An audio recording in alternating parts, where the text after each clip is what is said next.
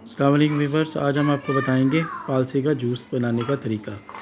आपने फ़ालसों को सबसे पहले ग्राइंडर के जग में डालना है, उसके बाद चीनी को डालना है, उसके बाद आइस को डालना है और उसके बाद काला नमक। और जब इन चीज़ों को डालने के बाद आपने पानी लेना है और पानी जो है ना वो इसमें डालना है उस पर ज़रूरत,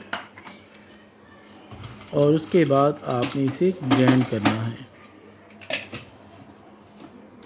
जब आप इसे ग्राइंड करेंगे तो ये मेक श्योर कर लीजिए कि फ़ालसे के जो बीज हैं वो अच्छी तरह मिक्स हो जाएं।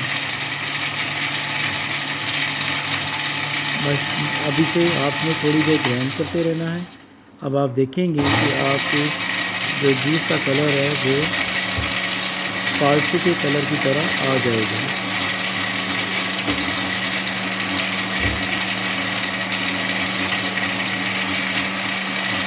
आपने इसे ग्राइंड करते रहना है जब तक आपको लगे कि बीज जो हैं वो अच्छी तरह मिक्स हो गए हैं। इसके बाद आपने इसे ग्लासों में डालना है। अब आप देख सकते हैं फ़ालसे का मज़ेदार जूस।